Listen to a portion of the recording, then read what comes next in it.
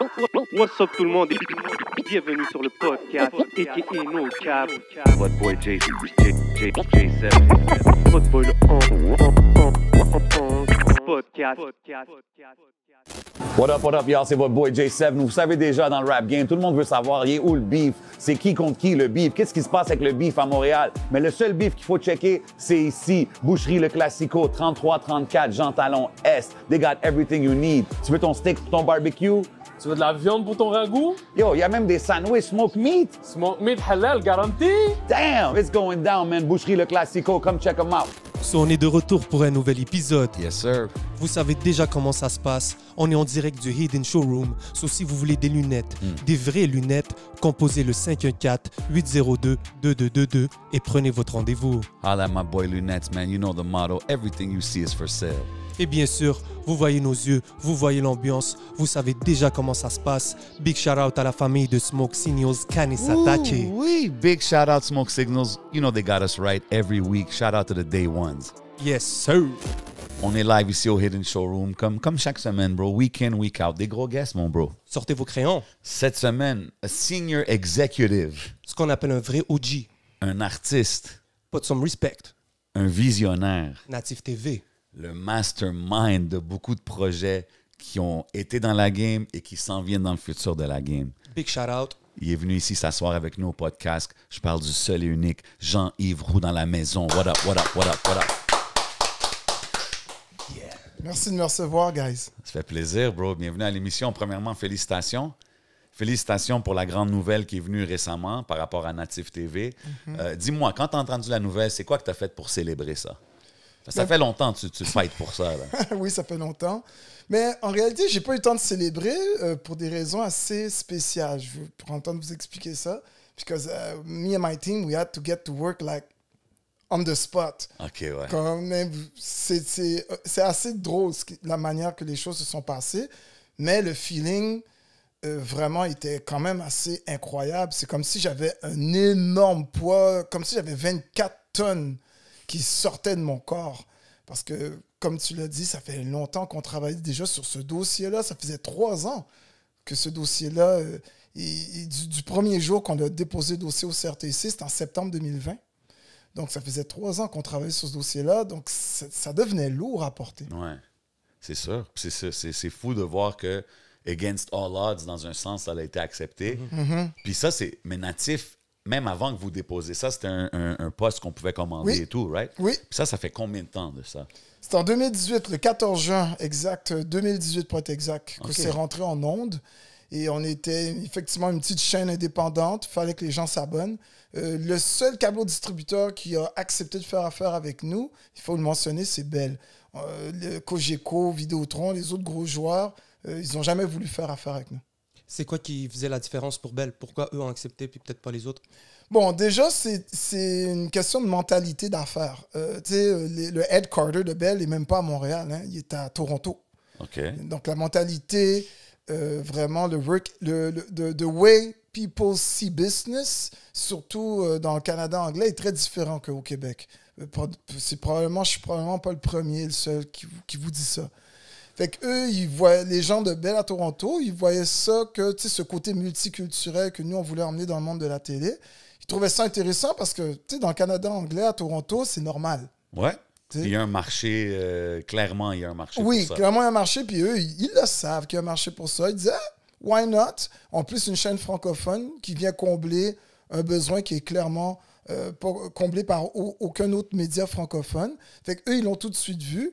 Mais bon, pour les câbles distributeurs dont les sièges sociaux sont basés ici au Québec, que ce soit les Vidéotrons, les Cogeco de ce monde, eux, ils voyaient ça d'un autre œil complètement différent. Puis quand vous avez déposé le dossier en 2020, c'est quoi que le dossier disait? Ah, ben, à cette époque-là, on était en plein BLM. Tu sais, George Floyd, ça fait à peine 2-3 mois que le phénomène George Floyd a take over toute la planète. Soudainement, le mot diversité est devenu à la mode ici au Québec. Et oui, moi, j'ai pas peur de le dire. Non, c'est des facts. Nous, quand on est rentré en ondes en 2018, la diversité, ça faisait déjà partie de notre mandat. C'était pas quelque chose qui était à la mode en 2018, le mot diversité. En 2020, c'est ça la grosse différence. C'est ça qui s'est passé. D'ailleurs, c'est ça qui m'a poussé moi et mon équipe, à déposer le dossier parce qu'on s'était dit, il y a peut-être une fenêtre. On peut capitaliser Oui. là-dessus dans un sens, pas pour... Not in a negative A way, negative way, parce que de toute manière, tu parles de capitaliser, crois-moi, il y a beaucoup de gens qui ont commencé à capitaliser 100%. sur ça. Là. 100%. Mais tu sais, pas tout le monde a les bonnes intentions, comme on dit. Exactement. Tu sais, il y en a qui ont voulu capitaliser, qui capitalisent encore aujourd'hui, mais c'est du court terme, trying to get that bags en utilisant justement la diversité pour faire de l'argent. Nous, on avait une vision vraiment à long terme. Premièrement, quand tu déposes un dossier de ce style-là au CRTC, pense même pas au court terme, en partant. C'est un long chemin. La bureaucratie au CRTC, tu peux te perdre comme dans un labyrinthe. Donc, déjà en partant, quelqu'un qui a une vision très court terme de la game, pense-y même pas à rentrer ta tête dans ce genre de choses-là. Fait qu'on savait que c'était... We knew it from the start that it was for a long run. Que ça allait durer 3 ans, j'avais pas vu venir. Nous, on avait cru que, bon, peut-être au bout ça allait peut-être prendre 1 an. Nous, c'est ça qu'on avait calculé, 1 an pour passer à travers tout le processus. C'est pas du tout ça qui s'est passé.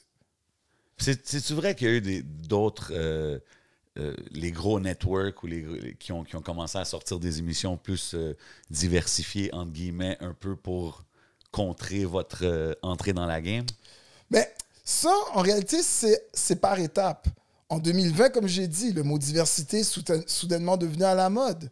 Soudainement, tu as des compagnies qui ont commencé à vouloir intégrer de la diversité. Là, je parle de compagnies médiatiques. Mais ce que le monde ne savent pas, c'est qu'il y a toutes sortes de programmes, évidemment à cause du pushing politique, la pression politique. Il y a toutes sortes de programmes voulant... Comment pourrais-je dire? Oui, on va utiliser les vrais termes. Tu as vraiment eu des programmes politiques pour obliger les conglomérats médiatiques, obliger les producteurs et les diffuseurs au Québec à forcer des quotas. Et c'est ça qui a fait en sorte que tu as soudainement des producteurs, des boîtes de production québécoises, que je ne vais pas nommer, là, avec certains médias québécois qui ont commencé à avoir une certaine ouverture. Mais c'est une question d'argent. Parce que tu as des programmes de subvention, de crédit d'impôt qui commençaient à imposer des quotas. Donc, à partir de 2020-2021, tu as plein de programmes qui n'existaient pas avant, qui ont commencé à arriver dans le market. Et que les gens, que certains diffuseurs et producteurs ont voulu prendre avantage de ces programmes-là. Et nous, on existait déjà, on était déjà dans la game. Fait que c'est pas comme si c'est à cause de l'existence des programmes que nous, on est arrivé avec l'idée. Non, exact. On existait déjà, c'est juste qu'on s'était dit, tiens, peut-être qu'il y aura plus de possibilités pour nous de faire notre place à long terme. Nous, c'est comme ça qu'on le voyait. Mais il y a clairement des rapaces qui profitent de tous les programmes de diversité qui existent en ce moment. Et Radio-Canada, là-dedans, est-ce que ils se placent parmi eux, genre les Bell, les Vidéotron, ou est-ce qu'ils sont... Comment ils se placent, eux, là-dedans, Radio-Canada? Radio-Can, il faut comprendre que c'est une entreprise de la couronne qui veut dire qu'elle appartient au fédéral. Donc, ils ont déjà un mandat, par défaut, de devoir être là, du moins, pour le citoyen. Puis le citoyen, c'est tout le monde. Exact.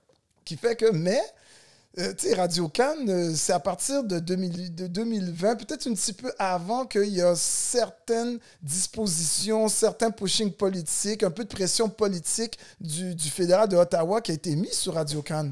Parce qu'ils ont dit, regarde, c'est l'argent du contribuable qui finance Radio-Can. Ils avaient annoncé Dorothy Alexandre comme... Oui, à l'époque. Ouais. Oui. Donc, je me rappelle qu'il y avait eu ce move-là que j'avais vu passer. Puis ensuite...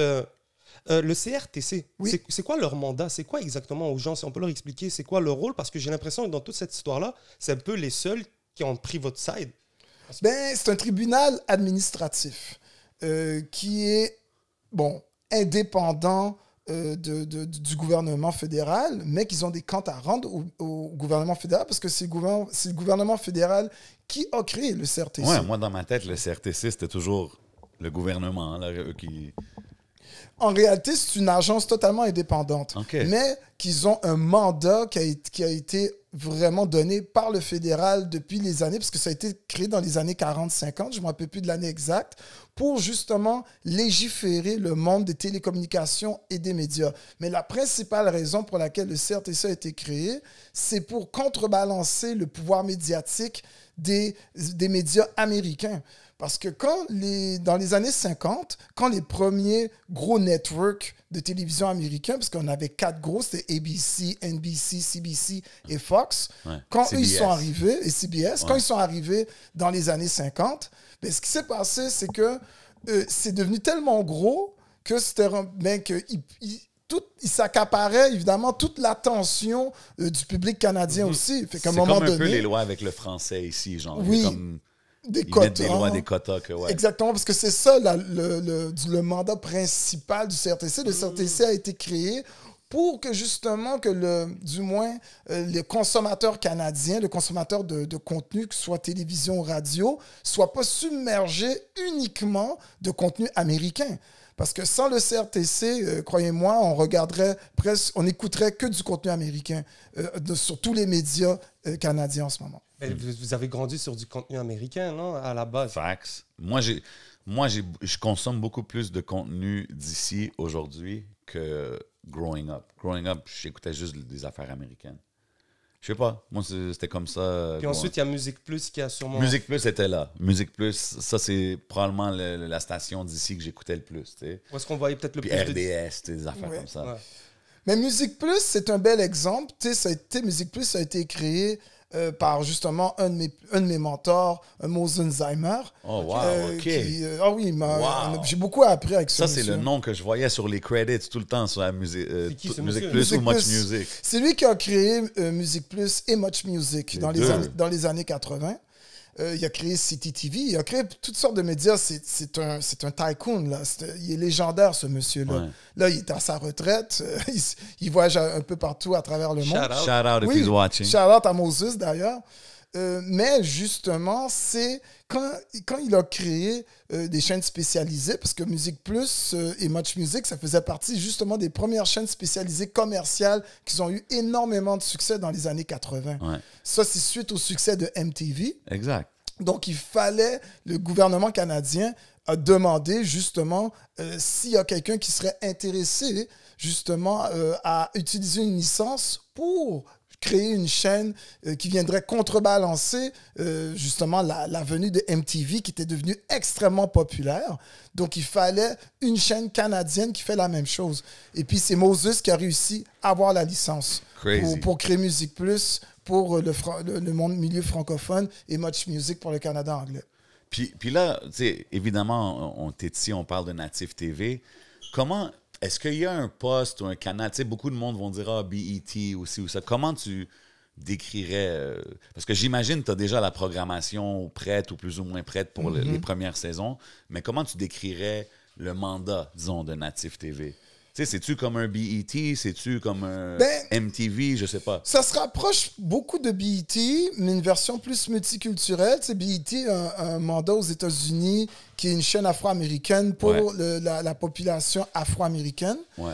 Tandis que Natif TV, on se veut une chaîne vraiment francophone multiculturelle pour la population francophone multiculturelle. Okay. Fait que c'est très... on pourrait vraiment le comparer en termes de mandat. En termes de public cible, évidemment, on est du moins un peu plus élargi en tant que tel, parce que notre objectif, c'est vraiment que des producteurs qui sont issus des communautés, que ce soit les communautés noires, les communautés hispanophones, les communautés arabophones et les autres communautés ethniques francophones, puissent justement produire du contenu pour leur communauté, mais en français. Parce que je sais qu'il y a du monde qui se disait, mais il n'y a pas Ici Télévision qui existe, qui fait déjà ça.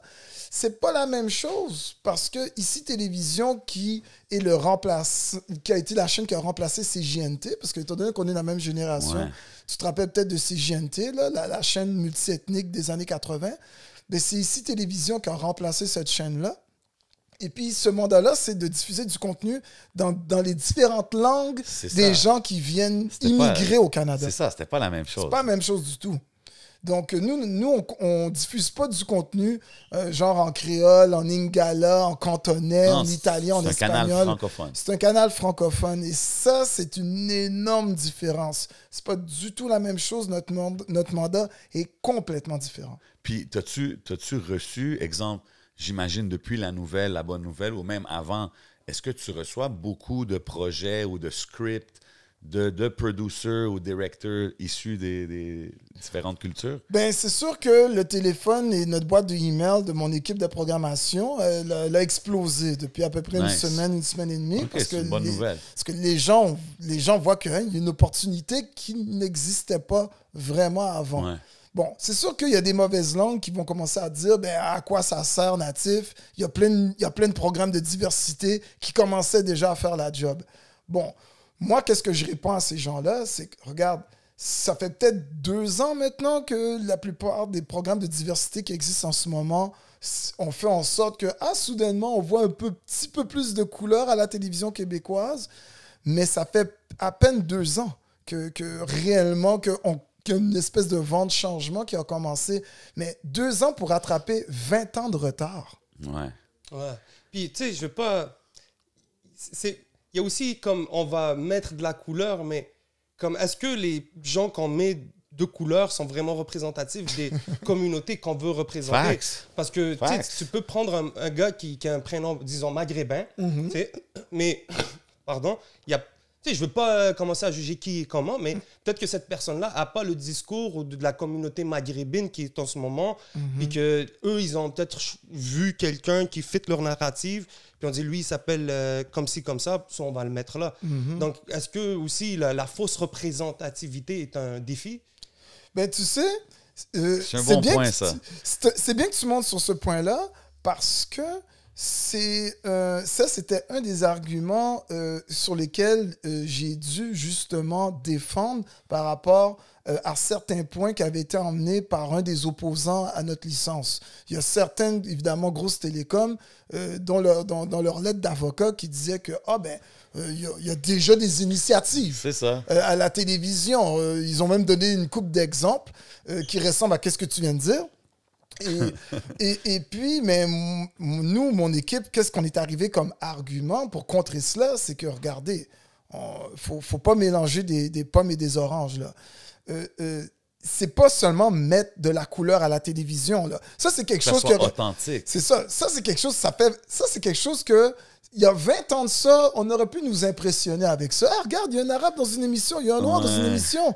Je vais regarder le show à cause de ça. En 2001, en 2002, tu aurais pu m'impressionner avec ça.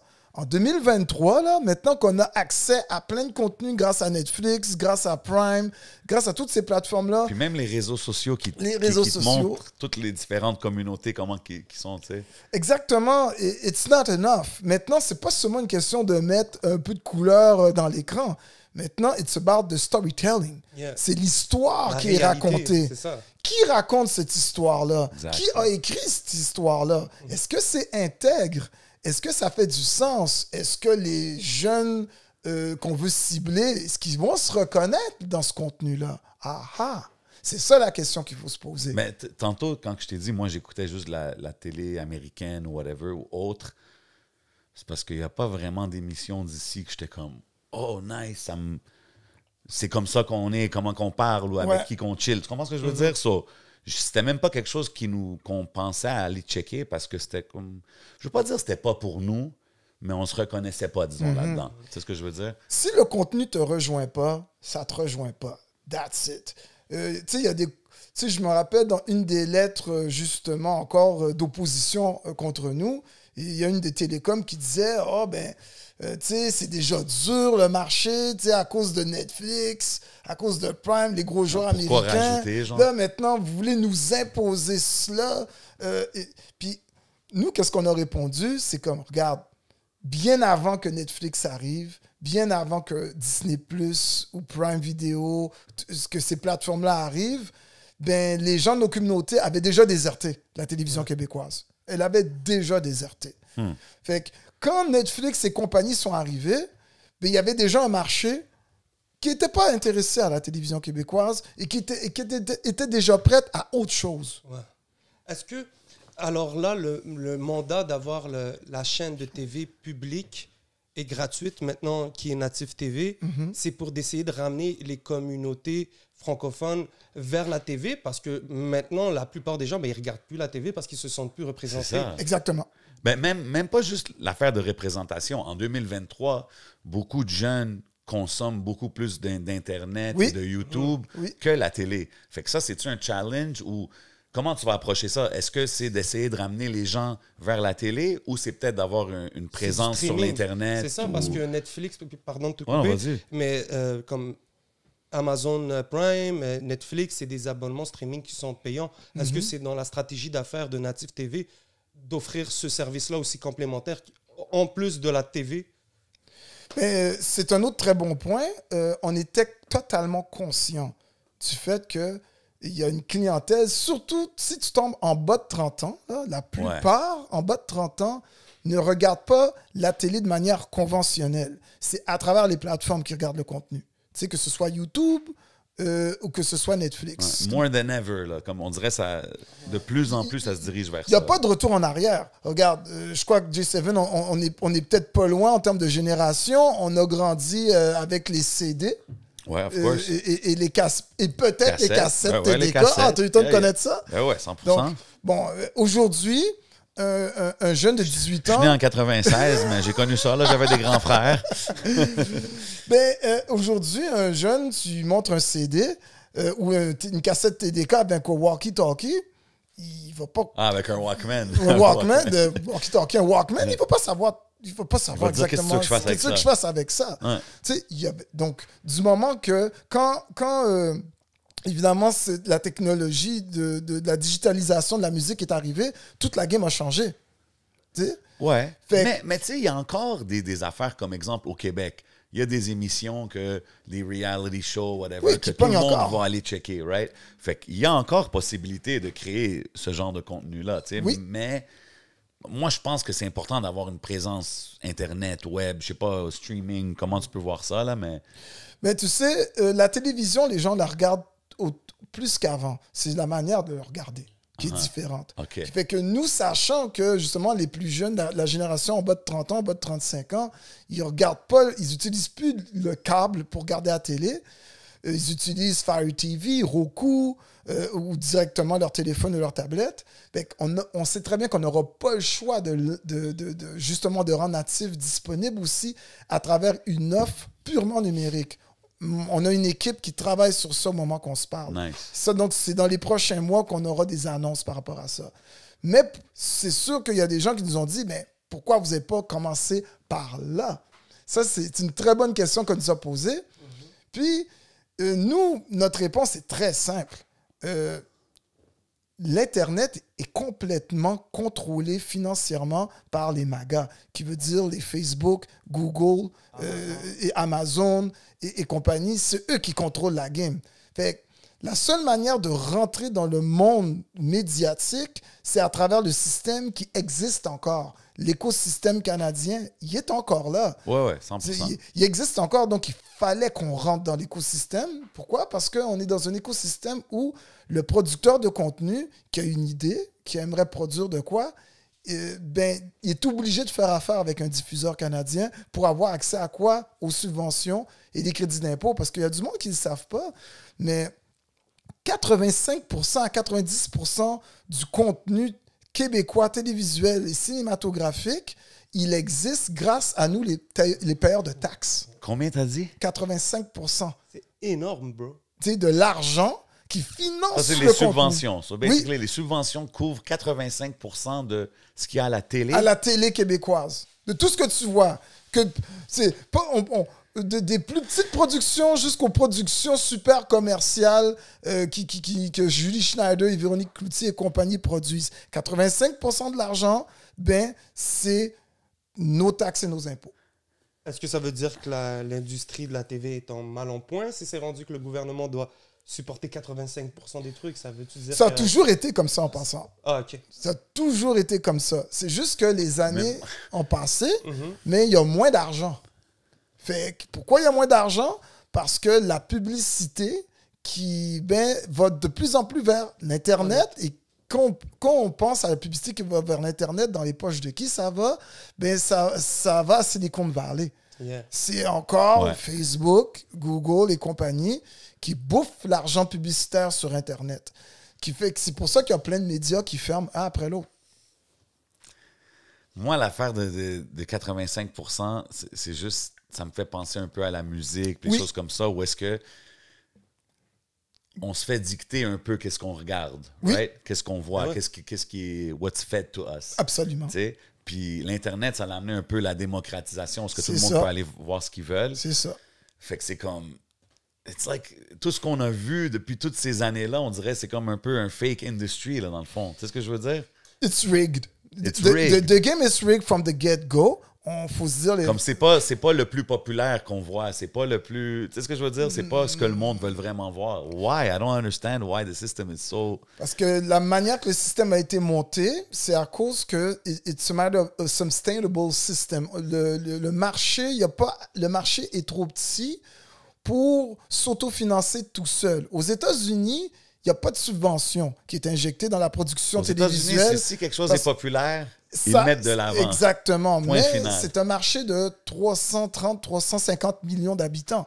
Donc, c'est purement capitaliste. You know? C'est pour ça qu'il y a le gros marché, il y a le mainstream marché, mais tu as aussi des sous-marchés qui réussissent à générer des revenus incroyables. 100%. Ne serait-ce que le black market, Ouais. justement là, le black music market, ou c'est Toutes pour ça les qu'une chaîne comme underground BET, labels et toutes ces les affaires-là underground qui ont fait labels, des millions. Le gospel le doit gospel Huge. fonctionne tout seul. Le marché, ben, ne serait-ce que le marché, la musique et la production de télévision et de musique hispanophone, Ben oui, elle roule tout seul. Pourquoi? Parce que juste la communauté hispanophone aux États-Unis, c'est plus de 50 millions de personnes. C'est quoi? C'est 18% de la population aux États-Unis est hispanophone.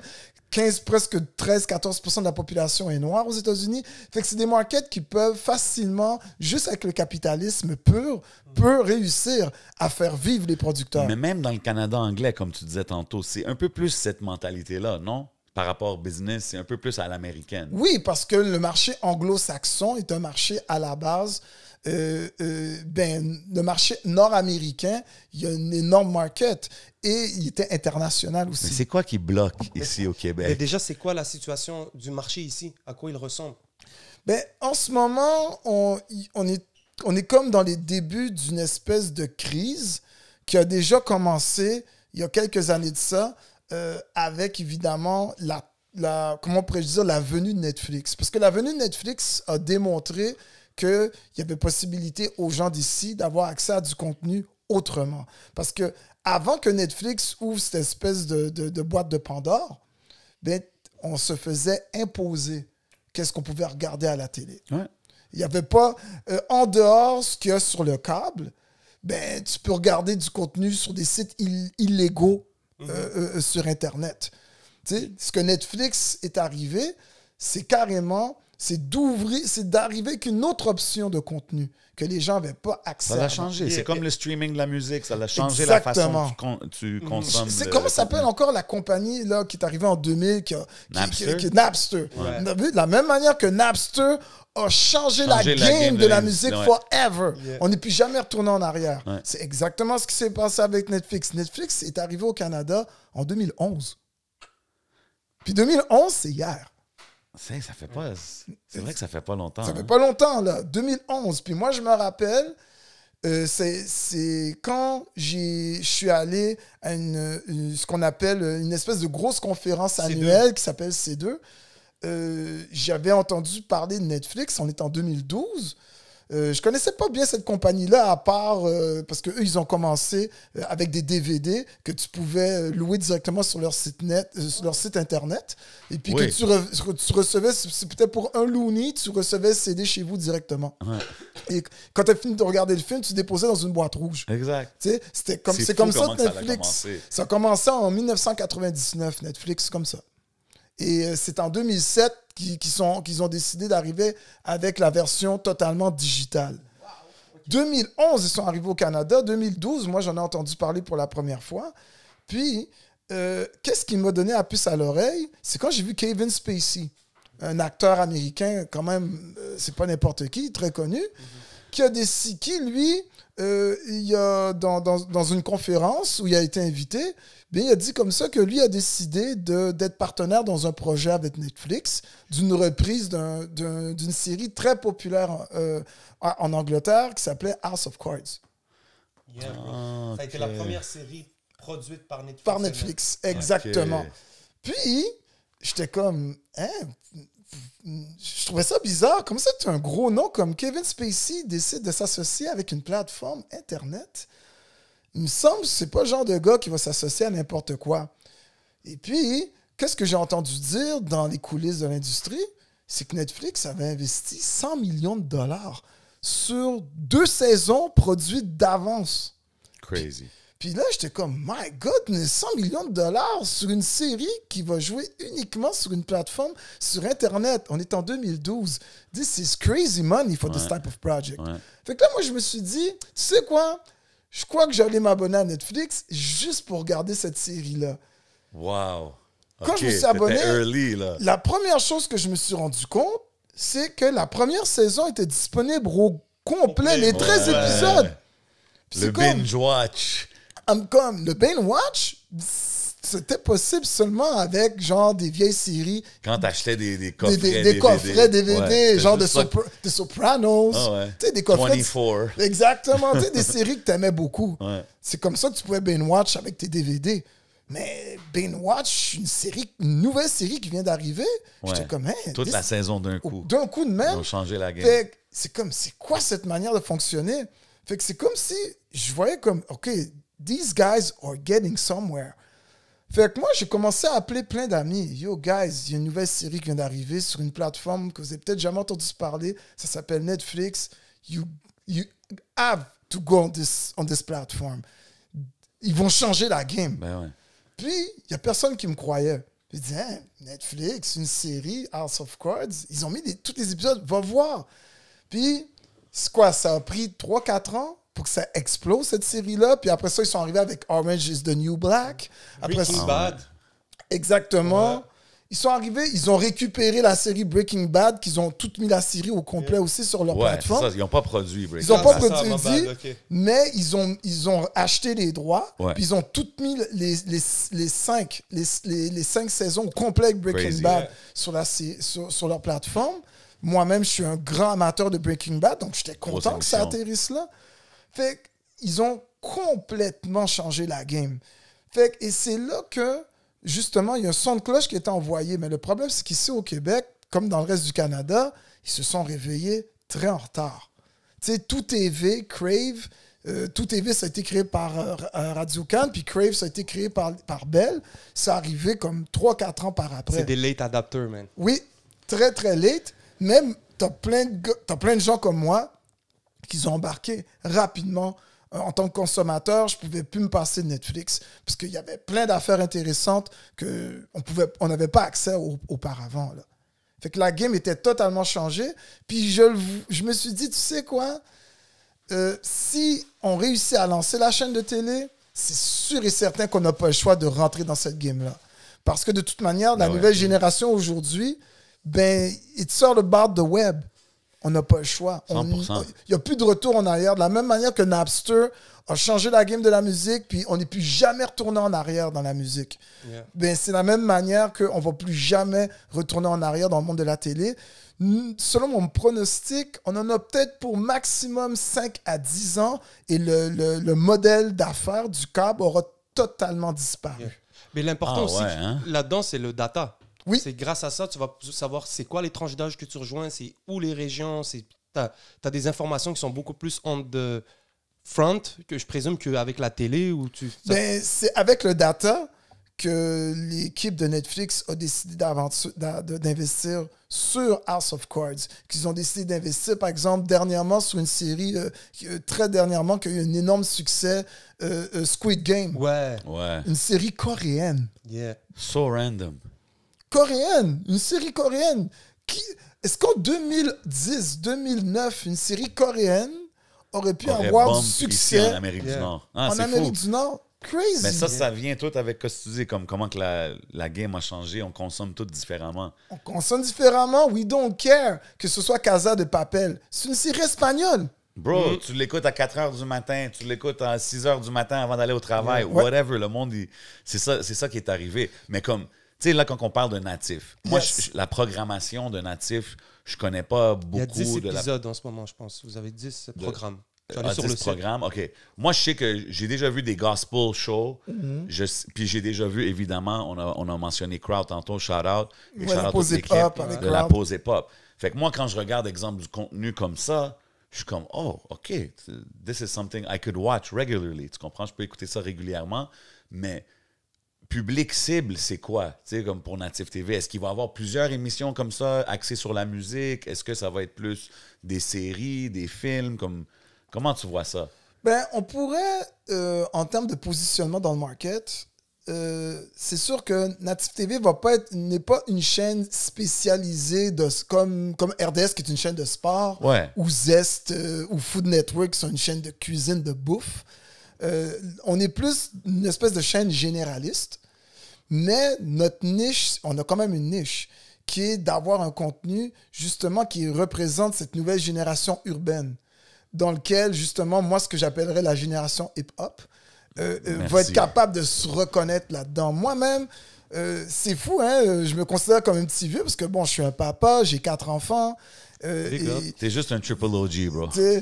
Je suis un petit vieux, mais je fais partie de la génération hip-hop. Moi, j'ai grandi dans le hip-hop des années 80-90. J'ai dit artiste dans l'intro, pas pour rien, là. Oui, bon, il y a des... Ça, c'est dans mon ancienne vie. Hey, man! Si on retourne, d'ailleurs, j'en profite pour envoyer un shout-out à tous mes anciens camarades de KZ Combination et Combine Local. Big up. Donc, tu m'envoies loin en arrière. Ben là, bro, comment? Mais tu sais, c'est ça que j'aime parce que tantôt, quand Onze y a mentionné qui produit les émissions, tout, moi, quand que je sais d'où que tu viens, ça me donne tellement de confiance dans ton projet. C'est ce que je veux dire? Parce que je suis comme, OK, c'est comme un de nous qui est derrière ce projet-là. On doit tout un peu le pousser, pour le supporter. Fait que je trouve ça juste dope de voir ça. Puis quand tu dis la génération hip-hop, c'est un peu ça. Ça me fait penser, un moment donné, j'étais allé à Toronto il y a longtemps. Puis j'écoutais la météo, genre, sur la radio. Puis c'était genre un beat de Drake qui jouait dans le background, tu sais. Puis j'étais comme, yo, pourquoi ici, c'est pas comme ça? Genre, tu comprends ce que je veux dire? Comme, ça, c'est la musique populaire, tu sais. Puis quand tu dis, nous, on est la génération hip-hop, c'est un peu ce genre de mentalité que je vois qui va venir avec Natif TV. So, j'ai hâte de voir, bro. J'ai hâte de voir la programmation. Moi, je suis hype. Est-ce qu'on a une date de quand ça commence officiellement, comme on cable, genre? Non, ben ça, c'est là la petite anecdote que je dois vous dire. Okay. Ce qui s'est passé, c'est que la licence a été rendue publique le 31 août. OK. Nous, personnellement, quand on a su ça, on était contents. Après ça, je suis allé jeter un coup d'œil. J'ai commencé à lire la brique. C'est quand même une brique, là, cette licence-là. Puis là, je vois, 1er septembre, ça rentre en vigueur le lendemain. Fait que là, je suis comme... Non, j'étais comme, mais il y a un processus. Parce que, tu sais, nous, on sait c'est quoi envoyer le signal chez les câbles distributeurs. Fait qu'on s'est rendu compte que we were on a hurry. Ouais. Parce que le lendemain, ce qui s'est passé, il s'est passé exactement ce que je pensais quand moi-même j'ai commencé à lire la licence. Le lendemain matin au bureau, mon équipe a commencé à recevoir déjà des emails et des appels des différents câbles distributeurs qui nous disent, ben regarde, votre licence fait en sorte qu'on doit vous brancher le plus rapidement possible. Fait qu'on doit démarrer le processus. C'est pour ça que j'ai dit tout à l'heure, on n'a pas eu le temps de fêter quoi que ce soit. On était déjà on the work, puis il fallait commencer à travailler pour envoyer le signal chez les câbles distributeurs à travers le Québec. Tes émissions, il fallait, comme exemple, il faut que tu aies du contenu live prêt tout de suite, genre, on a quand même l'avantage d'être une chaîne de télévision qui est déjà opérationnelle depuis 5 ans, là, parce qu'on a fini notre 5e anniversaire en juin dernier. Une chance. OK, fait que là, ils ont pu donner le signal, puis là, comme il y a au moins... Ben, le signal, déjà, envoyer un signal chez un câble distributeur, ça se fait pas en claquant des doigts. Il y a un processus qui peut prendre de quelques semaines jusqu'à peut-être 1-2 mois pour certains câbles distributeurs. Donc, oui, au fur et à mesure, cet automne, le Natif TV va être disponible. Au courant de cet automne, à un moment donné, Vidéotron, Cogeco, Chat, TELUS... En ce moment-là, dites-vous que mon équipe technique est déjà en contact avec les équipes de chaque câble distributeur. Mais d'ici Noël, on aurait réussi à brancher tout le monde. OK. Puis les équipes maintenant de ces câbleaux distributeurs qui, à la base, vous ont presque tous refusé. Ouais. Ben, ils n'ont pas le choix parce que c'est une ordonnance. Mais c'est quoi l'énergie maintenant? Est-ce qu'ils Ils ont l'air... le même Ils ont-tu comme swipe same energy? Ils ont-tu swipe up tout ce qui a été dit puis ils ont oublié puis c'est comme là, ça travaille ou... Ben, it's business. There's nothing personal. Exactement. À la Ok. fin, t'as pas le choix, ouais. Exactement. Il n'y a rien de personnel. Tu sais, ces gens-là, ils sont là tout simplement pour défendre leurs actionnaires. Parce que veut pas, c'est une espèce de ligopole au Canada ou au Québec. Hein. T'as comme 5-6 gros joueurs qui sont propriétaires de la majorité des chaînes de télé et de radio à travers le Canada. Donc, eux, ils sont là uniquement pour faire de l'argent, pour fournir des rendements pour leurs actionnaires. Nous, des dividendes, exactement. Nous, en tant que chaîne indépendante, ben, à la base, notre objectif, c'est d'être assez rentable pour pouvoir être là à long terme et s'assurer que le public pour lequel Natif existe soit satisfait. Donc, nous, on est là pour le public avant tout. Et évidemment, et après, oui, ben, il faut que la business roule, parce que si la business ne roule pas, ben, on ne sera plus en mesure de fournir le contenu pour le public. Tandis que ces grosses compagnies-là, c'est le contraire. Ils sont là pour s'assurer de fournir des dividendes aux actionnaires. Après ça, plaire au public. C'est là la nuance. Puis nous, évidemment, on est là pour travailler avec les producteurs.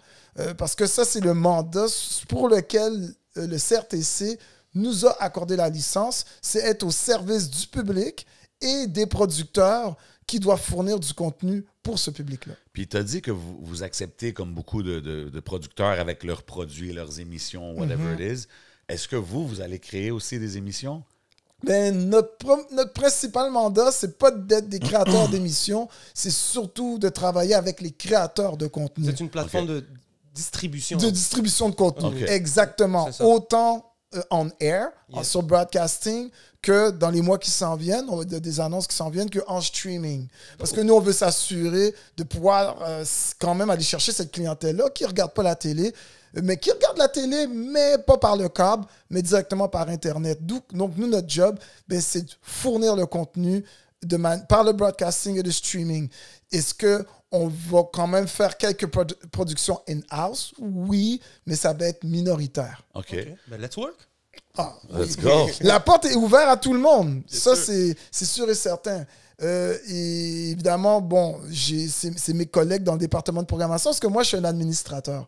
Je suis pas... Parce que souvent, il y a des vieilles connaissances qui me disent « Ah, c'est-à-dire, je passe par toi, Spike, pour pouvoir présenter des choses. » C'est comme non, tu vas devoir passer par Nancy et toute son équipe de la programmation. On se connaît, ça fait longtemps, bro. Mais ça Arrête. ressemble à quoi l'équipe de Natif TV? Si on peut un peu... il y a combien de gens? On est une dizaine dans l'équipe. Donc, il y a le département administratif. Donc, il y a moi, il y a 2 autres personnes dans le département administratif, la personne qui s'occupe de tout ce qui est les finances et la comptabilité, puis une autre personne dans l'équipe administrative qui s'occupe évidemment de tout l'aspect légal. Okay. Après ça, il y a un autre département qui est le département de programmation.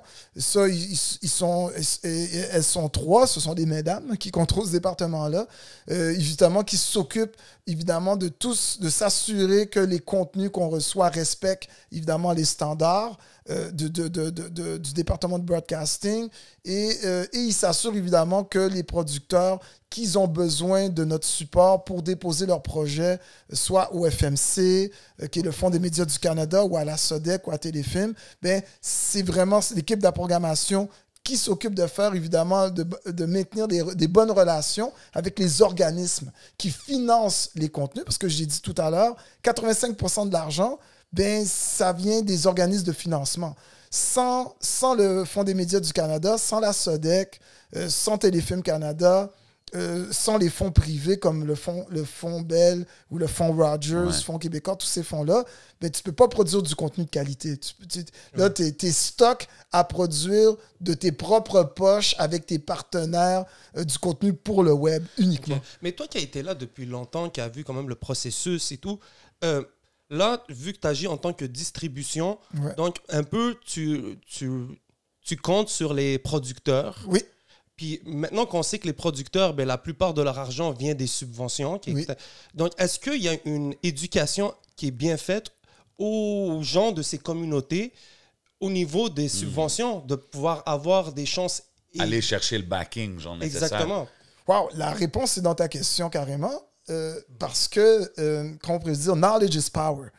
J'ai déjà dit à d'autres personnes, mais comme, that's the key. L'éducation, là, il faut que les gens issus de nos communautés sachent comment fonctionne la game. Tu sais, il y a du monde qui pense qu'ils vont venir nous voir, puis regarde, j'ai un contenu que j'ai produit sur le web. Est-ce que ça peut fonctionner? Je dis, la qualité n'est pas nécessairement broadcast, mais si tu veux, tu peux réussir à upgrader ta production en allant chercher les fonds qui sont disponibles. C'est ça que j'allais te demander. Comme là, vous recevez beaucoup de propositions, beaucoup de projets.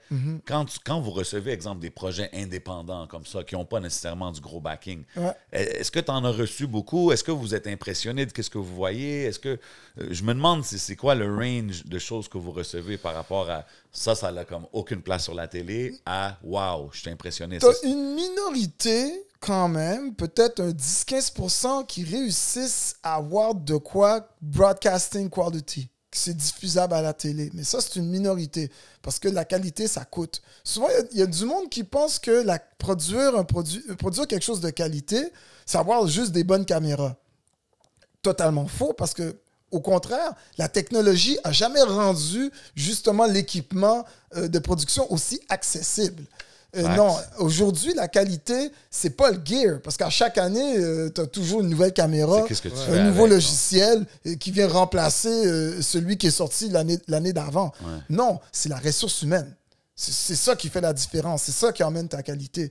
Fait que c'est les skills. C'est ton réalisateur, ton gars de son, ton caméraman, ton équipe technique, celui qui fait le editing, Ton infographe. ton infographe, Yeah. le visuel, c'est un tout. C'est tout ça qui emmène la qualité. Puis la qualité, c'est l'expérience. Puis c'est une minorité de gens réellement qui ont réussi à bâtir une véritable expérience de production.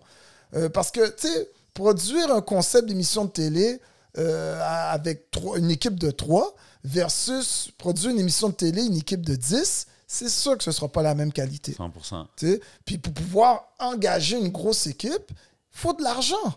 Puis cet argent-là, ben, à un moment donné, même si tu as un beau concept que tu as commencé sur YouTube ou sur Facebook, au début, c'est bien parce que tu te bâtis un fanbase, mais à un moment donné, tu vas vouloir augmenter la qualité, augmenter la production, puis mais tes partenaires qui peut-être te finançaient au départ, ben, ils sont peut-être limités financièrement. Peut-être que ton projet qui coûte 5 000 $ à produire à chaque année, puis le level que tu aimerais aller, tu as besoin de 50 000, 100 000 $ pour réellement respecter la vision que tu as dans ta tête comme créateur de contenu. Mais cet argent-là, ben, le partenaire qui a l'habitude de te donner un 2 000 $, il ne va pas pouvoir te faire un chèque de 50 000 $. Mais est-ce que ce 50 000 $-là est disponible quelque part? Mais oui. quand tu dis que c'est disponible, comme, how easy is it? Comme que c'est disponible, c'est des subventions, right? Yeah. C'est comme un peu les subventions dans la musique. Exactement. Applications et tout ça. First thing first, there's no such thing as easy money. C'est la première des choses. Il faut comprendre qu'il y a toutes sortes de critères dans lesquels il faut rentrer. Fait que quelqu'un qui ne sait pas comment fonctionne les critères, comment fonctionne le système, la première chose que je dis aux gens, va faire tes devoirs. Parce que l'information est disponible. L'information est là. Apprendre la game from inside. From inside. Va t'informer. Va faire du networking. Il y a toujours des séances d'information. C'est Les vrai. fonctionnaires, là, ils sont accessibles. Tous ces fonds-là qui existent, là, Ils sont disponibles. Ils sont disponibles. un phone call away, genre. un phone call away. Souvent, là, tu sais, souvent, ça fait cliché de dire ça. It's one phone call away. That's true. Ouais. Tu peux les contacter. Ils vont même te donner les dates de séances d'information. Ouais. Ils vont te dire, c'est vrai que c'est pas facile. Si t'es quelqu'un qui aime pas lire, si t'es quelqu'un qui aime pas trop passer trop de temps de hit the books, comme on dit, là, si t'aimes pas trop ça, mais t'es plus un gars créatif, mais entoure-toi de gens qui aiment hit the books, qui aiment lire. C'est une bonne barrière à l'entrée, Stills, d'une manière. Parce que si t'es pas capable de moindrement ouvrir tes livres, prendre le temps de faire tes devoirs, you don't really... Tu ne le mérites pas vraiment parce que, tu sais, il faut que tu fasses la job. Tu sais, c'est Mais pas c'est à que ça dire, mais dépend. même moi, des fois, comme les gens nous hit up, tu leur dis, yo, juste envoie-moi ton press kit par email, puis ils le prennent mal. OK, je comprends? comprends, mais de l'autre côté, si un artiste, il y a la ville en train de buzz sur ses chansons, puis toute la ville parle, puis c'est probablement nous qui va reach out, qui va dire « Hey, on veut t'inviter à l'émission. » Tu comprends ce que je veux dire? So, moi, c'est ce côté-là du independent grind, qui a un produit qui est dope, qui est fire, mais qui n'a pas nécessairement le côté administratif que, exemple, aux States, un producteur viendrait chercher ce gars-là et dire « OK, je te produce. Mais Let's je trouve get rich. moi, je trouve que c'est une belle analogie parce que même dans l'industrie musicale ici au Québec, qui fonctionne de la même manière que l'industrie télévisuelle, où c'est le government money qui principalement qui est le fuel ici dans l'industrie Mais c'est musicale. pour ça que j'ai toujours dit, genre, j'aurais aimé voir l'industrie de la musique sans Mais subvention. je vais te donner un exemple, Ça serait qui les top dogs? Je Ça vais donner un serait-tu exemple. pareil? Ça Je vais te serait-tu... donner un exemple, bro. Ty. Ouais. Oh, taille. Tu sais, Great mais example. Tu vois, c'est un alien dans ce monde-là. Oui. De façon de dire, lui, il a réussi à le faire. Il avait un talent. Il y a une équipe smart qui s'est entourée autour de lui. Shout Et out. regarde, il a été capable, sans subvention, ou peut-être maintenant il va chercher de l'argent du subvention, ce que j'espère, ben, il a été capable de le faire. So, Taille est un bel exemple d'un talent brut qui a réussi à exposer, bâtir sa fanbase de manière purement organique de l'Internet. Bon, est-ce que maintenant, il va être capable, son management derrière va être capable justement de l'emmener à pouvoir rentrer dans l'industrie cinématographique et télé parce qu'il a clairement du talent, ce Moi, petit je pense jeune. que c'est ça le next Le logical next step. step. vous savez quoi, les gars? J'ai l'impression qu'on va peut-être le voir à la télé française avant de le voir à la télé canadienne. Ça se On peut, serait je pas l'espère. étonné. Je Oui. suis même pas étonné. Ce que j'espère de le voir au Canada, mais de la manière qu'il... Ben, il a un fanbase international. Ouais. Son fanbase, qui au début était très québécois, est devenu international real quick. Yeah. Tu sais, mais c'est pour revenir sur le point que tu disais, parce que je trouve que ça touche bien le point de taille, c'est que dans l'industrie de la musique, un artiste qui bump, qui a beaucoup de succès, ben à un moment donné, s'il veut monétiser sa fanbase, tu sais, parce que, bon, faut se dire les vraies affaires, tu sais, à un moment donné, tu sais, 1 million de streams de Spotify ou 1 million de streams de YouTube, tu sais, ça va pas payer ton loyer ou ton On va payer hypothèque. l'école là. de ton Ah, fils. Tu sais, ça, là. Exactement. Cependant, si tu peux monétiser ta fanbase avec des shows en étant en faisant partie de l'industrie, ben là, tu peux avoir une véritable carrière musicale. Ouais. Et c'est là qu'une équipe de gens sérieux, donc un label, un producteur derrière l'artiste, puis c'est comme ça aussi dans la production de contenu. Un réalisateur ou un scénariste qui a des bonnes idées, tu dois te trouver une équipe qui sait comment fonctionne le système, qui sait exactement comment aller chercher le 100 000 $, 200 000, un demi-million de financement pour financer ton projet. Il faut faire affaire avec des producteurs expérimentés qui vont soit vous guider, vous superviser, faire du jumelage, parce qu'il y a beaucoup de jumelage maintenant. Tu sais, ou bien si tu es quelqu'un, ça ne t'intéresse pas être producteur, toi, tu es vraiment un scénariste ou un réalisateur qui a plein de concepts dans ta tête, trouve-toi un producteur. That's OK. it. OK. C'est cool, tu vois, parce que le fait que maintenant Native TV est gratuite et publique sur toutes les chaînes de câble distribution, ça fait que ça crée un engouement chez les indépendants. Absolument. Ça leur permet de prendre plus de risques. C'est la Comme, lumière. yo, j'ai envie de faire un épisode pilote, je vais mettre un peu plus d'argent. Comme ça pousse à arriver. Et maintenant, pour Natif, c'est quoi que ça change, disons peut-être monétairement pour vous? Vous avez peut-être plus d'argent, donc je présume vous allez devoir peut-être grandir votre équipe. C'est quoi vos défis? Et ça a été quoi les upgrades depuis que vous avez été accepté? Ben, bon, déjà, c'est comme vous l'avez dit tout à l'heure, c'est très récent, là, ça fait à peine quelques semaines. Oui, la première différence, elle est financière. C'est la principale raison pour laquelle les télécoms se sont opposés au CRTC contre nous. C'était pour des raisons d'argent. It was a money Je thing. voulais pas split le bag. Exactement. For all y'all watching out there, you know what I'm saying? Fait que Nous, on va passer de même pas 100 000 abonnés télé qu'on avait auparavant à plus de 2,2 millions d'abonnés télé. Incroyable. Oui, fait que là, ça permet. Puis question, pour le independent level que vous étiez, ou est-ce que vous étiez pas vous étiez juste sur commande? Sur Bell, ouais, sur commande, oui. Est-ce que il fallait put up des good numbers pour ça l'aide-tu pour être accepté par le CRTC? Est-ce que ça vient en jeu ou... Le CRTC, qu'est-ce qu'ils ont? Ils ont quand même double-check notre track records. Ouais, le nombre d'abonnés, Ouais. tout ça, comment qu'ils doing Ouais. well, ils montrent que... Je suis convaincu que si on était arrivé avec ce projet-là en septembre 2020, là, comme je l'ai dit tout à l'heure, là, avec un projet sur papier, jamais le CRTC nous aurait même considéré. OK, c'est parce que ce vous étiez déjà là, vous Oh, étiez actif. Exactement, on était déjà actifs. On était une petite chaîne, pas beaucoup d'abonnés.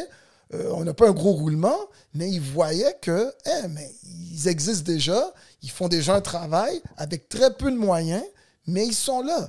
Fait que les gens du CRTC, ils ont comme vu la sincérité de notre travail.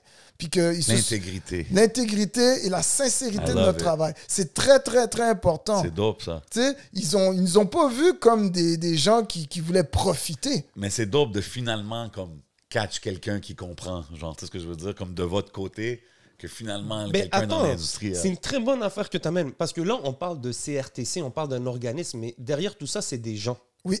Donc, est-ce que durant tout le process, tu as eu affaire à toutes les mêmes personnes? Ou est-ce que les gens ont changé, mais que l'idée quand même est restée? Ou bien c'est quelqu'un en particulier qui a maintenu le projet et qui y croyait? J'ai deux petites anecdotes. Quand le dossier a été déposé, comme ça va donner une bonne idée à quel point c'est très compliqué. Le dossier a été déposé en septembre 2020. Aucune nouvelle avant 6 mois. Ça a pris 6 mois pour qu'on reçoive un appel. Damn. Pour nous dire, votre projet est intéressant. Juste pour se dire que votre projet est intéressant, mais il y a quelques faiblesses dans le dossier. Fait qu'ils ont vu le potentiel, mais ils nous ont dit, il y a des affaires que vous devez arranger, allez faire vos devoirs, puis redéposer. Fait qu'on dit, OK, on va faire nos devoirs, on a redéposé. Puis ils ont quand même été cool avec nous dans le sens que ils nous ont dit où se trouvait la faiblesse de notre dossier. Sur quoi travailler. Exactement. Genre. Fait que nous, on est retourné à la table à dessin.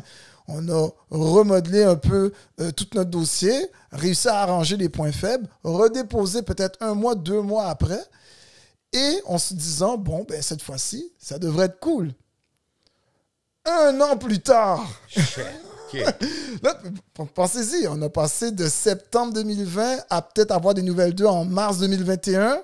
Mais on a redéposé. Vous envoyez des emails, vous êtes comme, hey guys, any news? Qu'est-ce qui se Puis passe? c'est toujours les mêmes réponses. Votre dossier est en étude. Votre dossier est en étude. OK. T'en sais pas plus. Votre dossier est en étude. Fait que là, on redépose en avril-mai 2021. On n'a pas de nouvelles du tout avant 1 an. Wow. Fait qu'à un moment donné, je commence à m'inquiéter parce que là, on est en 2020, on est carrément rendu en printemps 2022. Aucune nouvelle. Fait que là, je me suis dit, tu sais quoi? Il faut quand même que je fasse un phone call. On me dit la même chose. Ah, votre dossier est encore à l'étude parce qu'on est submergé de d'autres dossiers prioritaires. C'est comme, oh my God. On m'a mis en haut d'une pile. Ouais. Fait à un moment donné, comme par hasard, dans une conférence, parce que moi, je me promène toujours dans des conférences de l'industrie, c'est pour ça que je dis l'importance du networking. C'est très important. 100%. Fait qu'à un moment donné, sur qui je tombe par hasard? Le président du CRTC. Oh, shit. Shout out. Fait que là, je dis, tu sais quoi? Il me connaît pas, je le connais pas, but I have to make a move. Ben, pas le choix. Tu sais? Puis, il y a, généralement, dans des situations comme ça, tu as 2 approches. Tu as l'approche, tu fais ton sous-sous, tu lèches des bottes. Ou bien... Ou tu vas straight to the point. Ou bien tu vas... moi, j'ai grandi à Saint-Michel. I'm not that type of guy. Let it be known. Tu sais, Nous, on lécher on des lèche pas. bottes. That's not my style. Tu sais, tous les gars qui ont grandi avec moi me connaissent. Fait que j'étais comme, you know what? I have a problem. Fait que he needs to know that I have a And problem. he can help you with that Ouais, problem right now in Prob- life. if there's a guy that should be able to Ouais. help, it's that guy. C'est now or never. Now bro. or never. Exact. Fait que je suis monté sur lui. Puis je lui dis, regarde, vous ne me connaissez pas, on ne se connaît pas. Moi, mon équipe et moi, on n'est pas backés par des millionnaires. On ne fait pas partie d'un conglomérat. J'ai pas de lobbyiste que je paye 300 000 $ pour essayer de convaincre des gens, des hauts placés de votre équipe. I'm none of that. You know, I'm just a young black guy born and raised in Montreal. J'ai grandi à Saint-Michel. Je viens d'une famille pauvre. J'ai pas les moyens de tous ces gros-là qui sont dans la salle parce que c'est une grosse conférence Ok, où tous toi, les gros de l'industrie. Tu as donné ce genre Oui, de speech-là. oui, là. je donnais un speech. Dope. Straight. Je montais sur lui straight. So, I'm not one of them. You know? Moi, je suis un indépendant. Puis moi, je veux savoir, quand tu es un indépendant, est-ce que c'est normal de se faire traiter de même? Pas avoir de nouvelles pendant un an et demi. Tu sais, est-ce que c'est comme ça que ça marche? Là, Ça, c'est du bon real talk. il a comme été pris par surprise par le straight talk Mais que c'est je lui ai donné. valide. L'affaire, c'est que On parle fret it's ici. valid what you're telling him, tu sais. Comme, I'm telling the truth. Ouais. Tu sais, vous m'avez mis on the side, là. Fait que, what's up with your boy? Ouais. Fait que moi, j'ai dit, comme, regarde, si le dossier intéresse pas votre team, ben, dites-moi non, puis that's it. Je peux passer à autre chose. Je là. passe à autre chose, là. Là, je suis sur un an et demi, là, à tourner en rond. C'est un stress, bro. Ouais. Fait que là, il me dit, you know what? Non, tout le monde est traité équitablement au CRTC. Tu sais, les paroles politiques. Là. Évidemment, Tu sais, là. une belle réponse politique. Je dis, ah ouais, tout le monde est traité équitablement? Ah, en tout cas, moi, I don't feel that way. Ah ouais. Ouais, ok. j'ai dit, I don't feel that way. Il me dit, ça fait que, what's up with that? Fait qu'il dit, tu sais quoi? Il m'a demandé mon numéro de dossier. Il dit, let me see what I can do. Je dis, ah yeah, OK. Fait que je lui ai donné notre numéro de dossier. Je dis, OK, we'll stay in touch. Je crois qu'une semaine après, boum, j'avais un phone call du CRTC. Wow. Ouais. Puis, soudainement, mon dossier a pu être débloqué. Comment? I don't know. Est-ce que c'était le petit talk que j'ai eu avec sûr. lui? Définitivement ça. Peut-être. C'est sûr, bro. Wow. Mais- Puis, le plus drôle dans tout ça, c'est que lui, dans 3 mois, il partait. Ah ouais. Oui, puisque dans 3 mois, et je ne le savais pas, c'est quand moi j'ai raconté ça à mon team, puis il y a quelqu'un de mon team qui est toujours au courant de tout ce qui se passe dans l'industrie. Il dit, hey, t'as rencontré Yann, t'as réussi à être en contact avec Yann Scott, le président du CRTC? Oui, par hasard, de même dans une Ouais. conférence à Banff qui a lieu à chaque année dans l'Ouest canadien. Puis là, je dis, ben, dans 3 mois, comment il a pu t'aider? Dans 3 mois, il n'est même plus président, il se fait remplacer par un autre. Je dis, ah ouais? Fait C'était que- comme, let me make a nice move before. Ouais, I ouais. il made a before I'm nice out of move, C'est exactement. comme le président des États-Unis quand il gracie les gars. Là. Ouais. here. Il sort de prison. Là, je m'en vais, bro. Exactement. I locked so many people up in the Free last Native 4 TV, years. bro. Yeah. Big shout out. Fait que- Wow, mais c'est dope, c'est cool de voir Ouais. que. Puis tu sais, c'est comme inspirant, man, pour tous les indépendants, tout le monde, que ce soit dans la musique, dans la télé, dans le film, que genre des fois, man, quand tu as une opportunité, seize it and go Seize for it. it, man. Prends-le parce que je crois sincèrement que si j'avais pas pris mon courage à 2 mains, puis juste aller le voir directement, lui parler de mon problème, puis lui dire de manière très sincère, comme, you know what? Être je suis pas- real. être real. Je suis pas d'accord comment mon dossier est traité, là. Ça fait 1 an et demi, ça traîne. Si ça faisait 2 mois, OK, mais 1 an et demi, comment? Ben, moi, je Tu pense sais- que c'est la façon que tu le dis, puis aussi, si lui, il va, puis il double-check, puis il voit que, OK, c'est legit, ces gars-là sont Ouais. actifs, ça fait longtemps, ils travaillent. Exactement. Let's go, let's get Puis, on it, tu sais. puis so- si ce move-là n'avait pas été fait de mon côté, peut-être que notre dossier serait mort dans la bureaucratie. Parce que Wow. c'est ça, la bureaucratie. Ton dossier pourrait être super nice. C'est fou. Ça peut mourir dans la bureaucratie. Pourquoi? Parce que les CRTC, c'est un organisme fédéral qui couvre tous les dossiers de coast to coast à travers le Canada. Fait qu'eux, ils ont des centaines de dossiers à chaque Ouais. semaine sur la table. Là. Fait que c'est pas comme si on pouvait leur en vouloir. Non, mais je te file. Regarde, ça sera une autre conversation pour une autre journée, mais j'ai vécu la même affaire avec la subvention de Roger. Je suis parti en France avec Roger, on a fait une tournée indépendante et on a eu une histoire avec le Musique Action. Et si ça n'aurait pas été, je pense, d'une certaine intervention, juste du fait qu'on ait quelqu'un de notre bord qui est spécialiste en financement de projet puis qui se dise, gros, c'est pas normal comment ils vous traitent, peut-être qu'au final, on n'aurait pas eu le résultat qu'on a eu. So, on dirait que des fois, c'est ça, bro. Il faut que tu prennes tes cojones. Yes. That's it, man. Shake the tree. Shake the tree, that little extra push. Tu sais, je sens ce petit extra push qui peut faire toute la différence. Yeah. Tu sais, parce que dans la vie, là, it's not just a matter of luck. It's also a matter of, you know, pas avoir peur, avoir de l'audace. C'est du hustle, tu sais, comme. Yes. Parce que tu as croisé le président, mais tu l'as croisé à Banff. Tu as pris l'avion, tu es allé à la conférence. Tu comprends ce que je veux dire? Comme dans la game. Parce que, tu sais, souvent dans la musique, il y a toujours le anti-subvention talk, puis je veux pas... Puis je comprends ce grind-là, mais d'un autre côté, si tu veux, comme tu dis, professionnaliser ton affaire, faut que tu vois comment l'industrie marche ici. Fonctionne. Parce qu'on est ici. On est ici. Like it or not, t'es ici, ton public est ici. Puis, you have to be part of the networking. You know, you need to know who's who. Tu sais, même aux États-Unis, de toute manière, qui est un système totalement capitaliste, où il n'y a pas de government money dans l'industrie musicale et télé, you need to know who's who. Ouais, il y a quand même le who do you know. Who do you know? C'est ça Who's qui the plug? Ouais, c'est qui la plug? T'as pas le choix. Tu sais, au bout du compte, peu importe c'est quoi le système, c'est la même manière que ça fonctionne. Il y a des êtres humains derrière des machines, derrière des grosses structures. Il y a toujours des êtres humains, puis c'est à toi de te connecter avec les bonnes personnes. 100%. En parlant de personnes, de bonnes personnes qui ont supporté le projet, j'aimerais envoyer un big shout-out à Kevin Calix.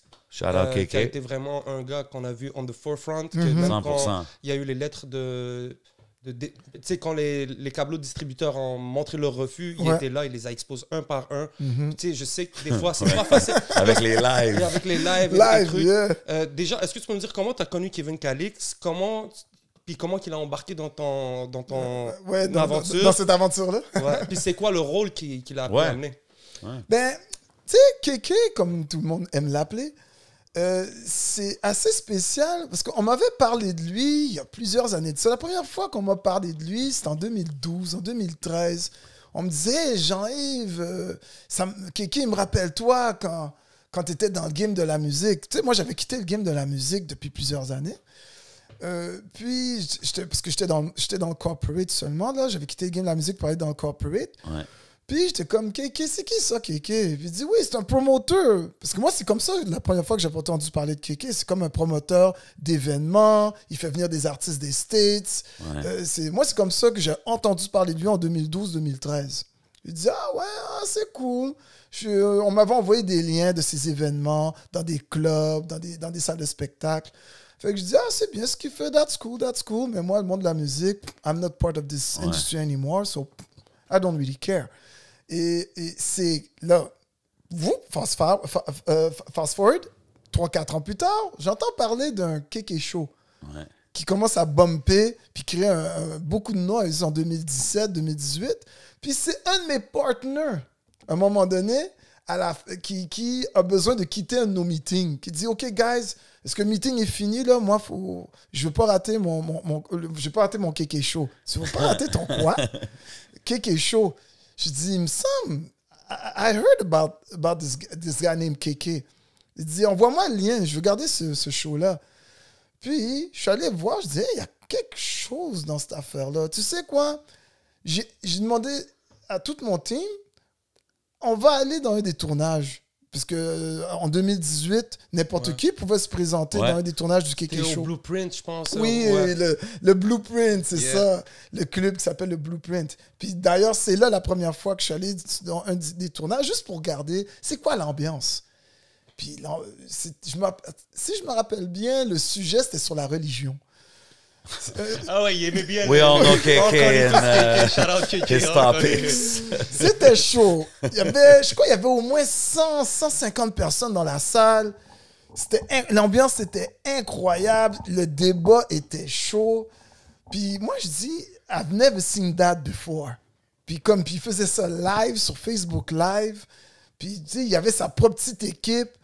Ils s'en battaient les couilles, lui. Il allait contre le church, les gars. Puis, gros impact, là. Oui, oui. Surtout dans la communauté. Dans la communauté noire, l'impact était impact, assez incroyable. Ouais.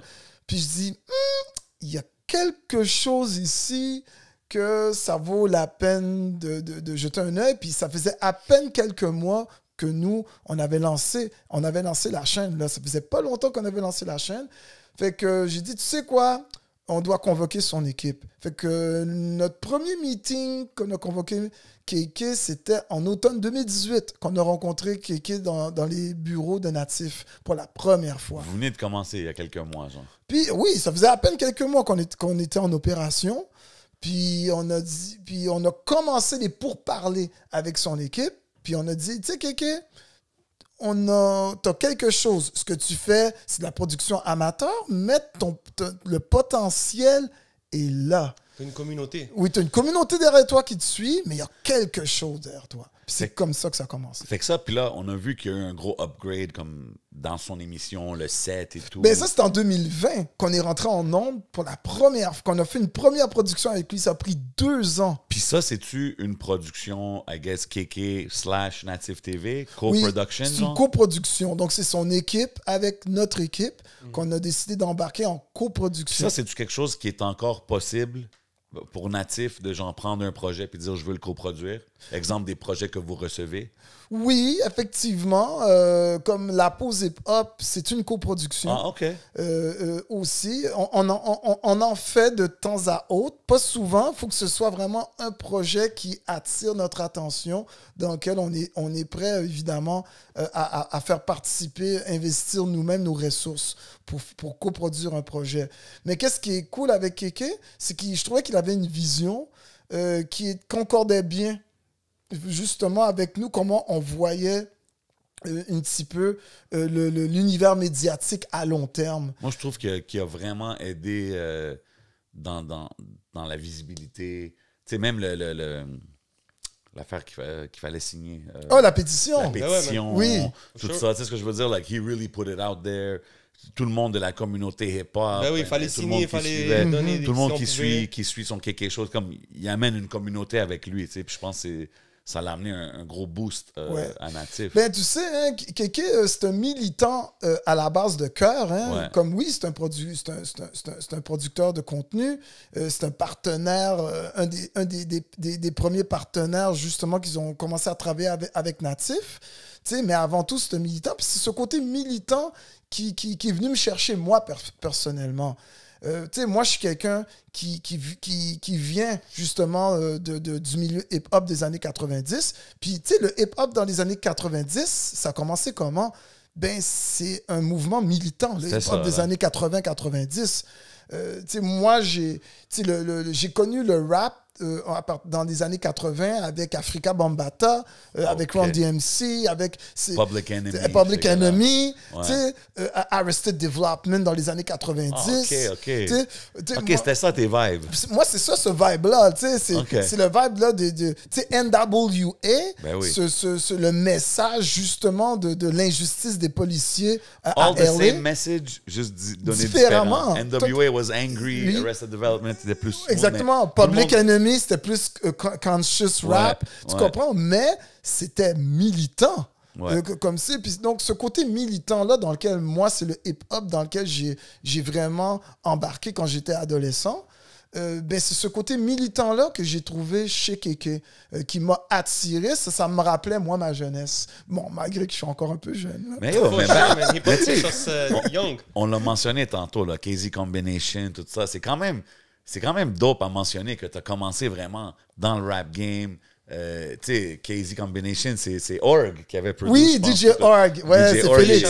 Il est venu au podcast aussi, tu sais, puis il nous parlait de ça. Puis c'est juste dope de voir comment tout le monde a continué dans ses branches respectives, tu sais, puis de faire ça à travailler, parce qu'il y a eu d'autres affaires, le Vibe Plus, une émission que tu as produite, qui était quand même une émission hip-hop. Oui, c'est une émission hip-hop en 2004. DJ Crowd, c'était le DJ, il y avait une animatrice, si je me trompe pas. C'est Katie Antoine qui était Big animatrice. Katie, qu'on a reçu aussi. Katie aussi, allez checker l'émission. Avec Francis Duperron, qui est des architectes du son à l'époque. OK, wow. Qui était co-animateur à partir de la 2e saison. À quel moment tu as fait le switch de la musique au visuel, genre? Ben, le visuel a toujours été là parce que déjà, les premiers vidéoclips de Kizzy Combination, c'est moi qui les avais produits. Ah, OK. Ouais. OK, fait que c'est là que ça a commencé. Oui, ça a commencé depuis l'époque de Kizzy Combination parce que j'étais producteur du groupe en même temps que faire partie du groupe. OK. Fait que c'est moi qui gérais tout. Du business stuff Ouais, et tout ce qui était business, c'est moi qui gérais ça derrière. Je suis quelqu'un qui Shout out Psycho, see you. Ouais, shout out à Psycho d'ailleurs. Je- J'ai eu la piqûre du show business, le business derrière l'entertainment très tôt. T'sais? Fait que, donc, j'ai été très précoce, disons. Là. Moi, j'ai parti ma première entreprise d'entertainment à l'âge de 20 ans. Wow. Donc, fait que, et j'ai commencé avec Kizzy Combination à produire. Et c'est plus tard, je me suis retrouvé, évidemment, à être impliqué dans toutes sortes de projets par après. Ben, c'est ça, parce que là, j'ai parlé du show de Ludacris. C'était comme une compétition, mais c'était connecté. Il y avait un magazine. Oui, le magazine Vibe Plus, qui était devenu le magazine Unistar, là, mais c'était connecté à l'émission de télé. Mais ça, c'est ça. Il y avait un gars... Noureddin. Ah, Nordine! C'était pas oui, lui qui était comme derrière toute cette affaire-là? Ben, c'était mon principal partner. OK.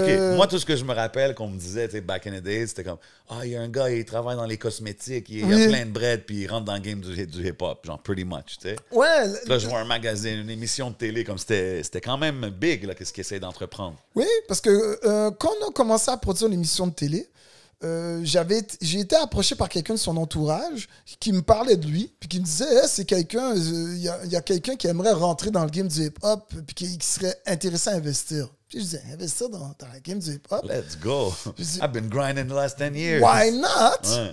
Et puis, dès la première rencontre, ça a cliqué entre lui et moi. Puis, bon, déjà, je suis quelqu'un qui a eu des amis de la communauté maghrébine depuis très jeune. Tu sais, moi, mon premier best friends, qui s'appelle Samy, que j'envoie un Big shout out ami Samy. qui est d'origine tunisienne, c'était mon premier best friend à Saint-Michel. OK. Est-ce que tu connais Nabil Classico? Nabil, mais oui, je connais Big Nabil. Big shout out Nabil. Eh oui, un autre gars de Saint-Michel, Eh qui a ouais. grandi à Saint-Michel, je connais Nabil. Yeah, boy, il me choue beaucoup de love. Big shout out. Ben oui. Puis, fait que, tu sais, puis bon, dès ma première rencontre avec Nordine, qui est marocain, fait que moi, je suis quelqu'un qui est très à l'aise avec la communauté marocaine. Puis j'ai plein d'amis dans cette communauté-là. Fait que ça a tout de suite cliqué entre lui et moi. Puis la business a explosé en l'espace de 1 an. Tu sais, Parce que moi, je me rappelle que ça a fait un impact dans la game. un énorme impact. On a parti la boîte de production pour lancer justement le Urban Synergy, c'était le nom du gros concours. Oui. Dans lequel Puis juste la finale, c'était au show de Ludacris. c'était le right? show de Ludacris, C'est la ça. grande finale. On a produit plein de tournées. On a fait venir Oxmo Puccino pour la première fois au Québec. OK. Regarde. Guys, regardez le rap politique, man. Oui, Ah, c'est t'en vrai. parles. Big shout out, il en Oui, parle oui. beaucoup, man. C'est vrai, Il y a un rap gars, politique. regarde, big shout out aux frères de rap politique. On peut en parler, continuer, mais je Ah, sais non, qu'il non, en mais parle en c'était- tabarnak. Moi, je me rappelais du show de Luda, puis du magazine, de ça. Puis après ça, ça a juste Oui, ça a disparu parce que malheureusement, ben, évidemment, quand les affaires deviennent trop grosses, on a commencé avec une petite équipe de 4-5, on est devenu une équipe de 20-30 employés. Puis à un moment donné, Too ben, big, il y a- too il y, a- quick. il y a des- il y a des batailles d'ego. Puis moi, je me sentais plus à l'aise là-dedans. Fait que moi, j'ai vendu mes parts, j'ai quitté l'entreprise pour partir de vraiment totalement solo.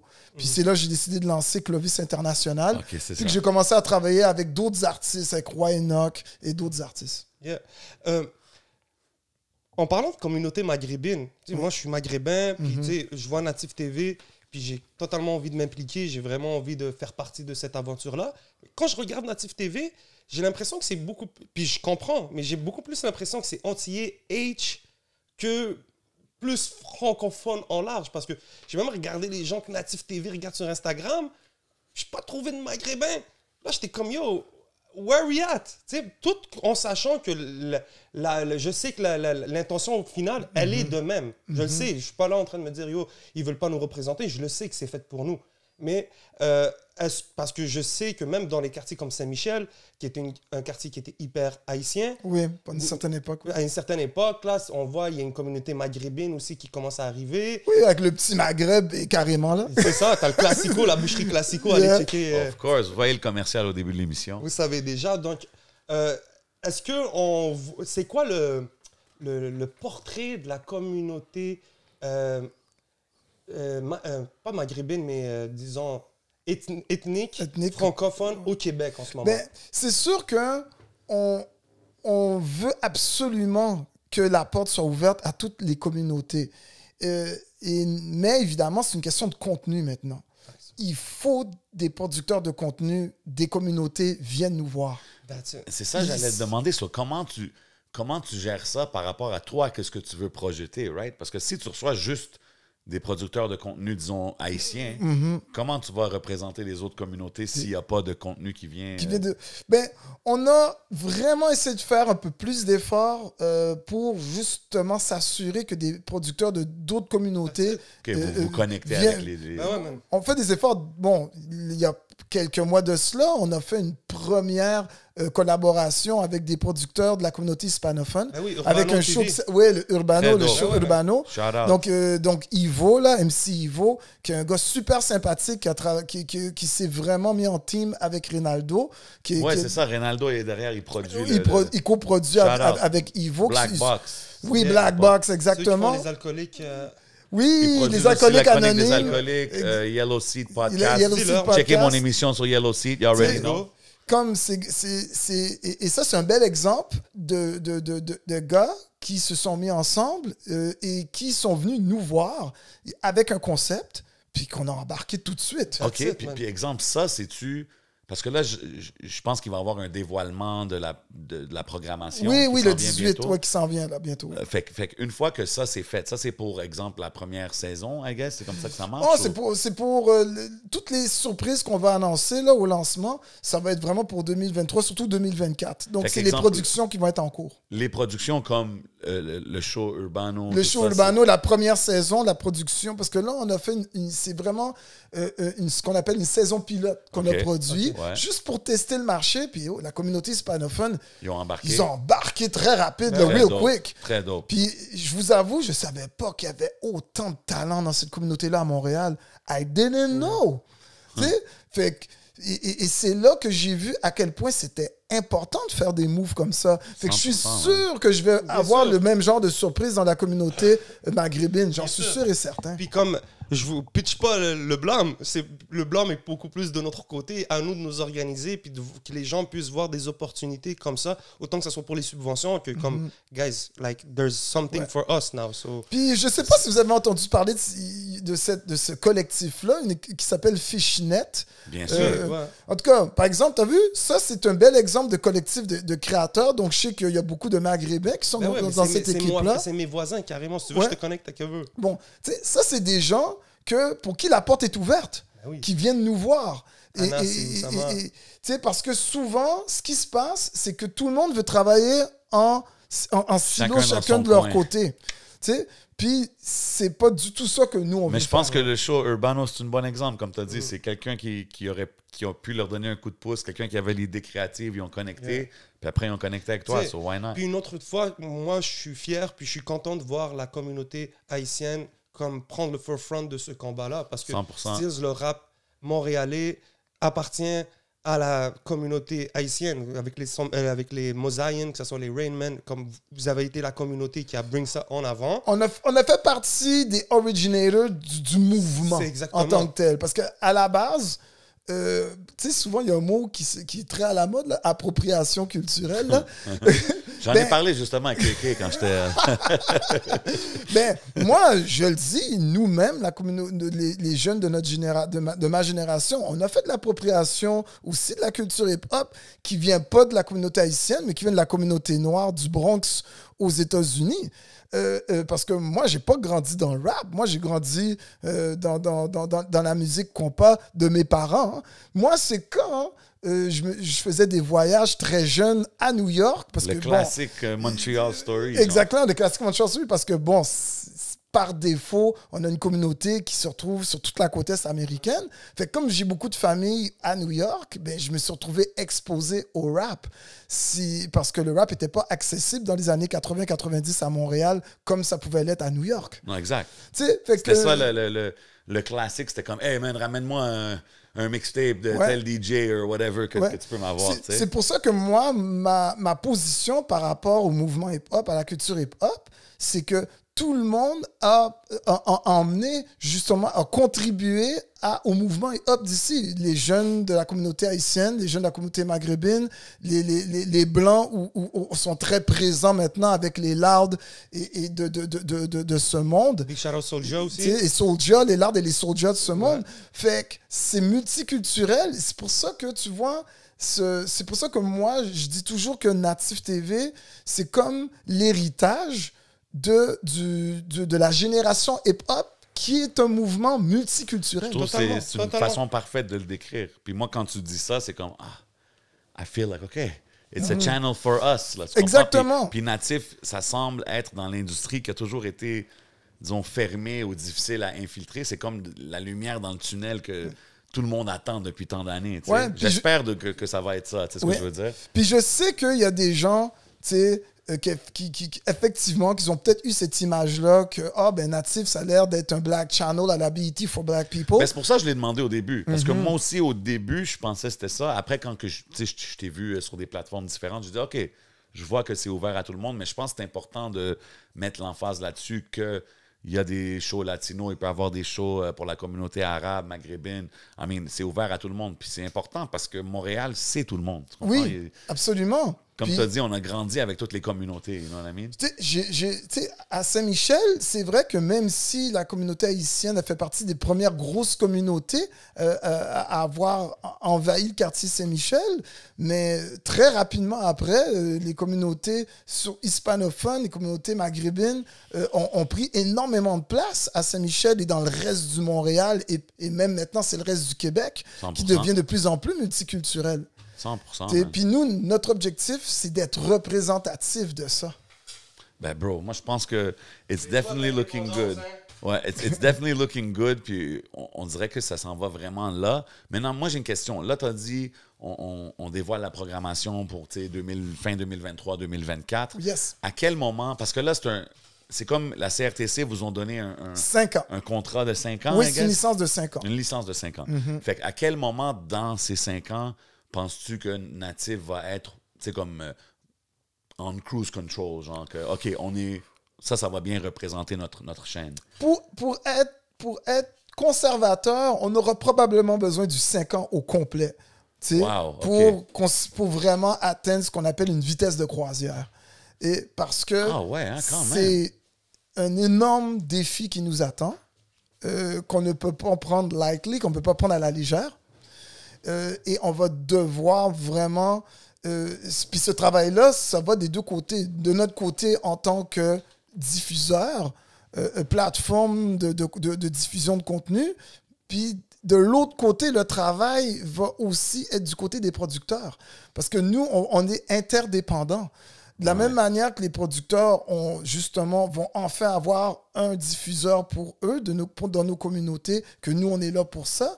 Mais de la même manière que nous, on a absolument besoin que les producteurs soient au rendez-vous, parce que ça va être ça le challenge. C'est d'avoir, pendant les 5 ans à venir, du contenu qui va faire en sorte que les gens de nos communautés, on va pouvoir les enlever un petit peu là, des écrans américains, là, puis dire, hey, regardez, il y a des affaires intéressantes aussi localement. Moi, je pense que c'est toute une question d'avoir une émission, du contenu qui va attirer les gens de la même façon que, comme j'ai dit tantôt, il y a des shows sur des grosses chaînes ici au Québec qui bumpent no matter what. C'est très faisable, man. Une fois que tu as une émission qui pointe, que les gens vont se reconnaître dedans. Hey, yo, mardi à 8h, il faut que j'écoute tel show. Mercredi, c'est ce que je veux dire. So, I think on est rendu là, man. Oui, absolument. Puis tout à l'heure, tu l'as dit aussi, c'est les ressources humaines qui font vraiment la différence. C'est les gens qui sont derrière, c'est ceux qui amènent l'effort. So, on en a beaucoup dans toutes nos communautés. C'est juste à eux de capter le message puis de capter l'opportunité qui se présente à eux. 100%, man. Oui, fait que c'est vraiment ça la conclusion en tant que telle. C'est, guys, si vous êtes des collectifs de créateurs, vous avez votre boîte de production et vous voulez prendre ça au sérieux, vous voulez rentrer dans la game, now is the time. Let's go. Now is the time. Parce que in 5 years from now, les gens qui aujourd'hui auront fait les moves, c'est eux qui vont être établis. C'est eux qui vont être établis, puis là, ça va être dur de rentrer dans le game. Dans 5 ans, c'est sûr et certain. Très important, qu'est-ce que tu dis. Ça va être dur de rentrer dans la game. Yo, man, Let's merci work, beaucoup. mon Jay, hein? Let's go, man. We got some work to do, man. Non, mais c'est dope. C'est vraiment, c'est inspirant, man. Entendre qu'est-ce que tu es en train de créer, puis le mouvement que tu es en train de développer. C'est juste inspirant pour du monde qui crée du contenu, du monde qui suit le mouvement from back in the days de la musique, à voir où est-ce qu'on est rendu maintenant. J'ai juste hâte à voir la suite, man. Félicitations, for real, man. Merci C'est beaucoup, vraiment guys. dope. Hey, en C'est vraiment passant, un de mes épisodes préférés. Non, c'est vraiment Sincèrement, dope. là, c'est un talk que j'ai. On gagne du knowledge C'est en parlant frais, c'est le avec toi. fun, c'est comme c'est actuel. Yeah. En tout En cas, parlant de choses, knowledge is power. Knowledge is 100%, power. man. Go get it, man. En parlant de choses, le fun, man. I gotta shout out Rap Snacks, you know what I mean? Vous pouvez aller chercher ça. Craving, allez les suivre partout. Puis évidemment, allez vous abonner. Ah ben, abonner. Même pas besoin. Just check your local cable. Est-ce qu'on a un channel? Ça va être quoi le numéro? Ben, bon, pour le moment, c'est pour les abonnés de Bell que je peux confirmer. Donc, ceux qui ont Bell Fiber, c'est 11,68. Puis ceux qui ont Bell Satellite, mais il n'y a pas beaucoup de gens qui ont ça encore, c'est la chaîne 128. Mais pour tous les autres câbles distributeurs, ben, c'est au fur et à mesure que ça va être dévoilé dans nos réseaux sociaux. Très dope, That's très dope, it. man. Looking forward to it, man. On a hâte de voir. On reste connecté avec tout ce qui se passe avec Native TV. Tout le monde supporter le mouvement, man. C'est ça qu'on dit quand on dit de supporter l'écosystème du hip-hop. C'est les gens qui amènent des produits, les gars qui font des émissions de télé, les networks. It's all the whole Ben, game, man. Dernière question. Qu'est-ce que tu penses de l'état actuel comme médiatique, indépendant? Tu sais, tu vois les rap politiques, tu vois les temps d'ajujube, tu vois 11 MTL, tu vois un peu. Qu'est-ce que toi qui viens d'une génération Ouais. back then, Good question. comment tu vois ça aujourd'hui? Ben, on est à la croisée des chemins. Parce que moi, j'ai connu le premier âge d'or du rap qui allait de 1996 jusqu'à à peu près 1999-2000, où Kissy LMNOP avait parti le bal. Puis après ça, c'est vraiment Domatic qui a explosé et que là, c'est ça qui a permis, après ça, à plein d'artistes de se faire signer Rain Man, comme Mod Rain Man, Zion. Mod Zion, Sans Pression, et puis que Montreal Records et d'autres record labels indépendants ont pu naître à cette époque-là. C'est la première période âge d'or. Mais ce qui s'est passé, c'est que ce qui est différent de cette période-là, c'est que il y a beaucoup de businessmen et de businesswomen who are really in charge. Parce qu'à l'époque, la majorité d'entre nous, on était plus des artistes signés. Ouais. Tu sais? Mais maintenant, on est beaucoup d'indépendants qui contrôlent nos médias, qui contrôlent nos labels. Fait que là, on a vraiment cette opportunité de bâtir quelque chose qui ne va pas disparaître. Parce que quand on pense à cet âge d'or-là, ben, il reste presque rien de cette époque-là parce qu'il n'y avait pas de fondation. Tu sais, tout était basé sur getting signed. Tu sais? Mais là, aujourd'hui, Quand ces portes-là fermaient, c'est un peu ça fermait ta c'est fini, carrière. exactement. Fait que quand les labels et puis les médias ont commencé à avoir moins d'appétit pour le hip-hop, et pourtant le hip-hop a continué à être populaire, course. tu sais, ben là, les opportunités qui avaient explosé à partir de 96-97, ben à partir de 2000-2001, ça a totalement diminué. Puis on a connu des années de vache maigre jusqu'à ce que finalement on est arrivé 2014-2015, soudainement il y a une nouvelle ère qui est partie, qui vient pas mal grâce à la technologie internet, qui a permis à des médias, le streaming, des médias digitaux comme le vôtre, de pouvoir naître et d'exister et de promouvoir quelque chose qui n'est pas promoté par les médias traditionnels, et même à des artistes locaux de pouvoir faire leurs affaires sans faire partie de l'industrie. Ouais. La licence que vous avez obtenue maintenant, que vous êtes au CRTC, elle dure pour combien de temps? Ben, 5 ans, comme je disais. Puis ça se renouvelle, évidemment. Mais je l'ai dit, hein, in 5 years from now, 5 to 10 years, est-ce que l'industrie de la câblo-distribution, est-ce que la télévision par câble va être encore relevant? Si elle l'est encore, elle le sera beaucoup moins qu'aujourd'hui. Et ça, c'est si elle l'est encore. Yes, sir. So, see you guys in 5 years. Inch'Allah, on sera tous encore là pour Stay en tuned. discuter. On est tous là. Hein? Si c'est pas le Dieu qui nous prend, on va être là pour On le va être là combat. pour en parler, man. Shit, non, mais c'est intéressant, man. Yo, force à Native TV. For sure, Keep man. doing your Longue vie. thing. Merci beaucoup d'être passé à l'émission. Ouais. Il y a d'autres gems qui vont être drop durant le Patreon. You know what I mean? Yes, on s'en va au Patreon. Big shout out à tout le monde qui sont abonnés. Présenté par Magic Woods, Yes, you already sir. You know. already know they're keeping us lit. Shout out Smoke Signals. Ooh, oui. Shout out le Hidden Showroom. Vous Dis-leur. savez déjà le slogan. Everything you see is for sale. C'est ici qu'on fait ça chaque semaine. C'est le podcast. Spécial guest aujourd'hui, man. Dis-leur, man. Yo, Pierre-Yves, yo, Jean-Yves Roux. J'espère que vous avez Crazy. sorti vos cahiers. Yo, sérieux. Sérieux, il vous faut AI pour lui dire résume-moi tout le bon knowledge qui a été sorti dans cet épisode. Ça, c'était une émission KA Canada, Sérieux, bro. définitivement, man. On reste connecté pour le Patreon. Merci encore d'être passé, mon bro. C'est un plaisir. Continue le bon travail. You already know what it is, man. C'est votre boy J7. C'est votre boy, le On 11. s'en va au Patreon. Let's go. J'ai fait le power à ta place. C'est good.